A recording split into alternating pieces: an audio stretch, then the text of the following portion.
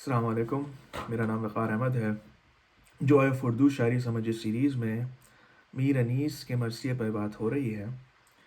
مرثیے میں کئی حصے ہوتے ہیں، تو آج میں جس حصے پہ بات کروں گا وہ امام کی جنگ کا ہے۔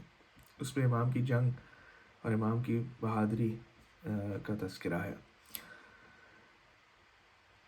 چونکہ مرثیے میں کئی حصے ہوتے ہیں، ہر ایک کا انداز، ہر ایک کا رنگ تھوڑا مختلف ہوتا ہے۔ تو اس سے پہلے ہم دیکھ چکے ہیں کہ امام کے امام جب اپنے ساتھیوں سے، اپنے اہل خانہ سے بات کر رہے ہیں تو وہ اس کا انداز، اس کا رنگ کس طرح ہے۔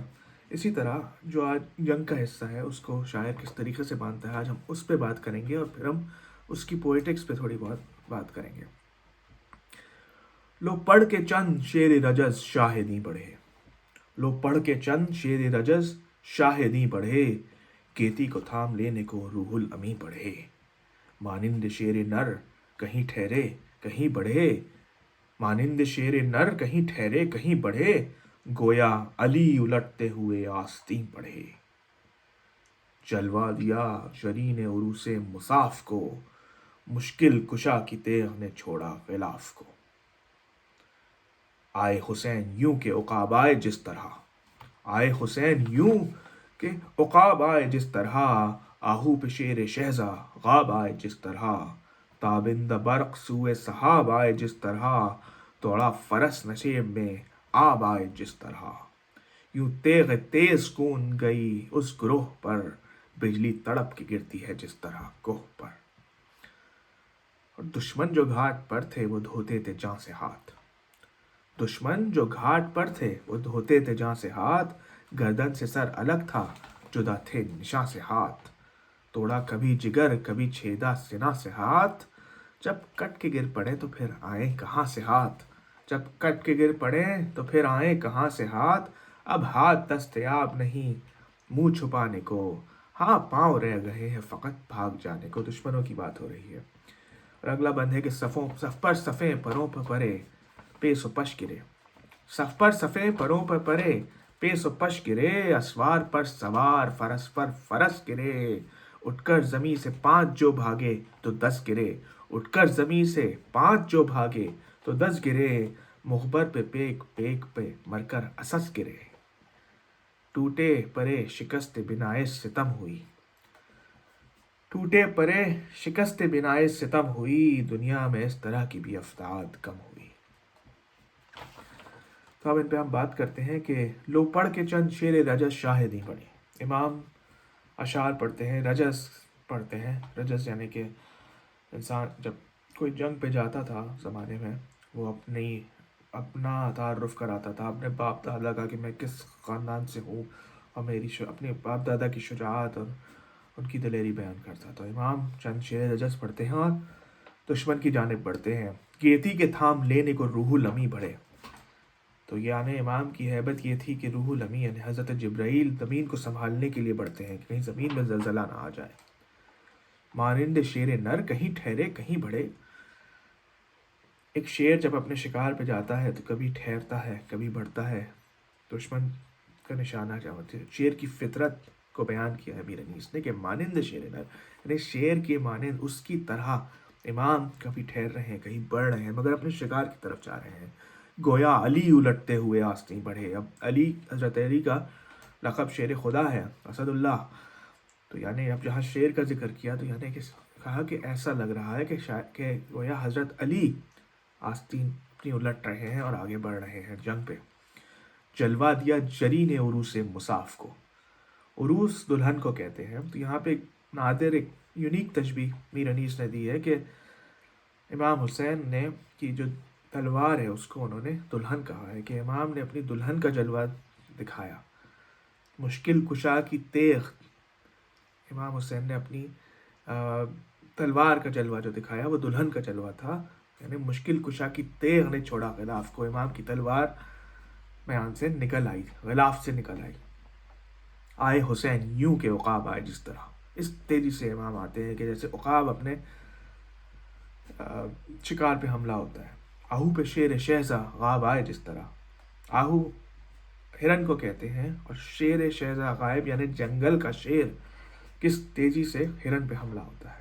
تابند برق سوئے صحاب آئے، جس طرح ایک چمکتی ہوئی بجلی کالے بادل پہ جس طرح آتی ہے، تو امام اس چمکتی ہوئی بجلی کی مانند ہے، اور جو لشکر ہے وہ سیاہ بادل کی مانند ہے۔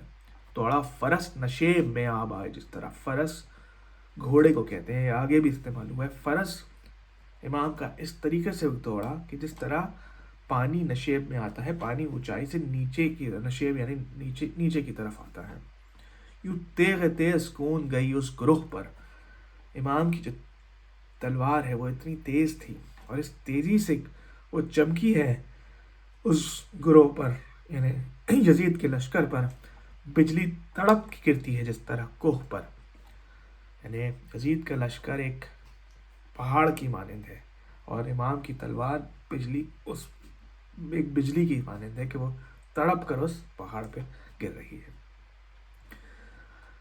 اگلا بند جو ہے کہ دشمن جو گھاٹ پر تھے وہ دھوتے تھے جان سے ہاتھ۔ یہ کتنا اچھا مصرع ہے۔ گھاٹ پر یعنی کہ جو پانی کی گھاٹ پہ دشمن پہرا لگائے تھے وہ جان سے ہاتھ دھو رہے تھے، یعنی پانی کی گھاٹ کے حساب سے جان سے ہاتھ دھونا بہت اچھا، بہت خوب رکھا ہے وہ، یعنی جان سے مارے جا رہے تھے۔ گردن سے سر الگ تھا، جدا تھے نشان سے ہاتھ، سر گردن سے الگ ہو رہے ہیں، اور ہاتھ جو ہے وہ علم سے یا جو بھی وہ ہاتھ میں اٹھائے ہیں اس سے کٹ رہے ہیں۔ اس مصرے کو میر انیس نے ایسے باندھا ہے کہ گردن سے سر الگ تھا، یہ مصرع بالکل انہوں نے آدھے حصے میں کاٹا ہے۔ میٹر اس کا بالکل آدھا وہ ادھر ہے اور آدھا ادھر ہے، یعنی کہ یہ دکھا رہے ہیں کہ امام کی تلوار ایسے چل رہی ہے کہ لوگ جو ہیں وہ دو پارا ہو رہے ہیں، آدھا دھڑ ان کا ادھر گر رہا ہے، آدھا دھڑ ادھر گر رہا ہے۔ تو یہ مصرے میں بھی انہوں نے اس کو اس طریقے سے رکھا ہے، گردن سے سر الگ تھا، یہ بالکل آدھا مصرع ہو گیا، جدا تھے نشان سے ہاتھ۔ دو چیزوں کو الگ کے حساب سے، الگ جدا کے حساب سے اس کو یہاں پہ انہوں نے مصرے کو بھی آدھا کیا ہے۔ توڑا کبھی جگر کبھی چھیدا سنا سے ہاتھ، یعنی کبھی امام نے ان کے جگر پہ حملہ کیا، کبھی ہاتھ کو کاٹ ڈالا۔ اور پھر اگلا مصرع ہے کہ جب کٹ کے گر پڑے تو پھر آئیں کہاں سے ہاتھ۔ ایک بہت ہی آسان زبان میں کہ جب دشمنوں کے ہاتھ کٹ گئے تو پھر کہاں سے آئیں گے۔ اب ہاتھ دستیاب نہیں منہ چھپانے کو، اب ہاتھ تو میسر نہیں، اور دستیاب بھی، دست ہاتھ کو ہی کہتے ہیں، تو یہاں دستیاب بھی بہت خوب رکھا ہے ہاتھ کی مناسبت سے، کہ اب دشمنوں کے ہاتھ تو امام نے ایسے کاٹ دیے کہ وہ منہ چھپانے کے قابل نہیں ہے، ہاں پاؤں رہ گئے ہیں فقط بھاگ جانے کو۔ اگلا بند ہے کہ کیا آفت امام کی جنگ ڈھا رہی ہے۔ صف پر صفیں، پروں پر پرے، پیس و پش گرے۔ صفیں قطاریں، پرے بھی قطاروں کو ہی کہیں گے یا فارمیشن کو کہیں گے، کہ جو قطاریں تھیں ایک قطار پہ دوسری قطار گر رہی ہے، پیس و پش آگے اور پیچھے، تو یہ جو دشمن کی فارمیشن ہے، ایک قطار پہ دوسری قطار گر رہی ہے۔ اسوار پر سوار، فرس پر فرس گرے، فرس یعنی گھوڑا، گھوڑے پہ گھوڑا گر رہا ہے، سوار کے اوپر جو سوار گر رہا ہے، یعنی کیا تباہی ہے۔ اٹھ کر زمین سے 5 جو بھاگے تو 10 گرے، جو گر رہے ہیں پھر اٹھتے ہیں، 5 بھاگ رہے ہیں اور 10 ان کے اوپر گر رہے ہیں، یعنی یہ امام کی جنگ کی آفت جو ہے وہ دشمنوں پر آئی ہوئی ہے۔ مخبر پر پیک پر مر کر اسس گرے۔ مخبر ہوتا ہے یہ مختلف رینک سے سپاہیوں کے، ہم کہہ لیں مخبر، پیک اور اسس مختلف رینکس ہیں، تو یعنی یہاں پہ امام یہ بیان کر رہے ہیں کہ مختلف رینکس کے سپاہی ایک دوسرے کے اوپر گر رہے ہیں۔ اور پھر ٹوٹے پرے شکست بنائے ستم ہوئی۔ ٹوٹے پرے یعنی جو قطاریں تھیں، فارمیشن تھی، وہ ٹوٹ گئی، اور اس سے کیا ہوا، بنا مینز بنیاد، فاؤنڈیشن، ستم یعنی ظلم، تو یعنی انہوں نے یہ کہا ہے کہ شکست بنائے ستم، جو ظلم اور کی فاؤنڈیشن ہے، ظلم کی بنیاد ہے، اس کو امام نے ہرا دیا۔ دنیا میں اس طرح کی بھی افتاد کم ہوئی، ایسی آفت دنیا میں کم ہی آئی کہ پورا کی پوری فوج تہوبالا ہو گئی۔ تو اس میں میر انیس نے اپنے مخصوص انداز سے جنگ کو بیان کیا ہے پھر انشاءاللہ اگلی ویڈیو میں میں امام کی شہادت اور پھر بیان کے حصے پہ بات کروں گا. تب تک کے لیے خدا حافظ.